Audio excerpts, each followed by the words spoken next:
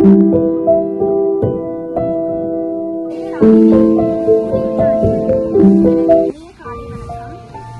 வருஷமும் ஜனவரி 5 தேசிய பறவைகள் தினம் கொண்டாடப்படுது. இது ஃபர்ஸ்ட் எங்க கொண்டாடினாங்கன்னா அமெரிக்கால கொண்டாடினாங்க. ஏன் பர்டிகுலரா இந்த ஜனவரி 5 கொண்டாடுறாங்கன்னா 1894 சார்லஸ் அப்படின்னு ஒருத்தர் என்ன சொன்னாங்கன்னா இந்த ஜனவரி 5 தேசிய பறவைகள் தினம் கொண்டாடுறாங்க. ஏன்னா டிசம்பர் 14 ஜனவரி 5 வரைக்கும் என்ன பண்றாங்கன்னா இந்த அமெரிக்கா, கனடா இந்த மாதிரி நாடுகள்ல சில பேர்ட் வாட்சர்ஸ் இருப்பாங்க. அவங்க வச்சு அந்த நாட்டுல எவ்வளவு பறவைகள் இருக்கு, பறவைகளின் எண்ணிக்கை எவ்வளவு இருக்கு அப்படின்னு சொல்லிட்டு அதனாலதான் இந்த ஜனவரி 5 தேசிய பறவைகள் தினம் கொண்டாடப்படுது.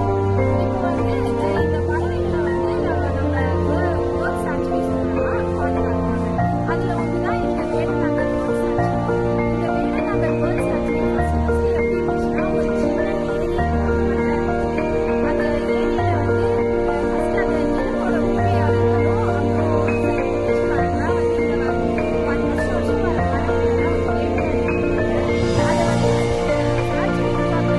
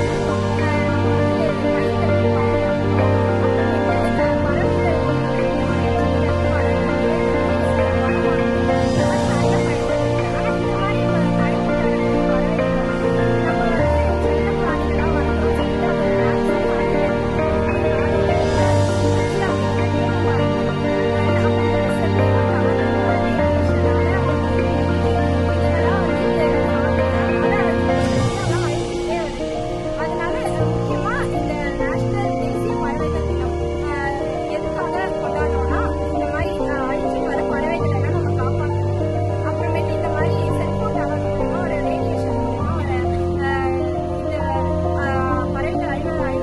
இந்த 18ஆம் நூற்றாண்டுல முஸ்லிம் மதத்தெல்லாம் தடுத்து நம்ம மேலும் பறவைகளை பாதுகாக்கணும் அப்படின்னு சொல்லிட்டு விழிப்புணர்வை சொல்லிக்கிறேன். பேச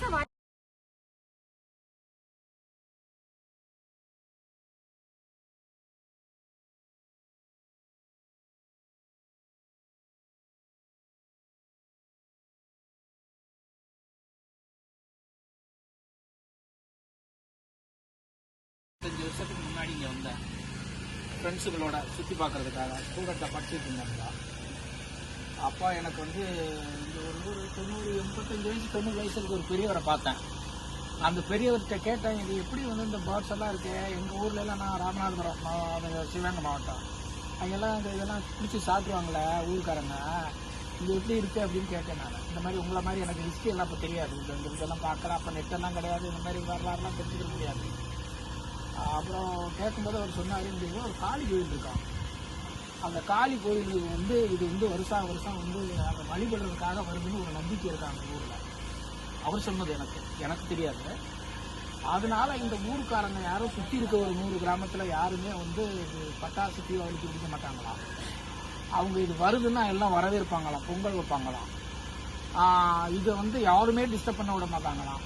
ஊர் பஞ்சாயத்து கட்டுப்பாடு இருந்துச்சா, யாரு வந்தாலும் வந்து அவங்கள வந்து யாராவது தெரியாம பண்ணிட்டாங்கன்னா அவங்க பனிஷ்மெண்ட் ஊரை விட்டு வெளியே அவங்க சோசியல் அவுட்காஸ்ட் பண்ணிடுவாங்களாம்.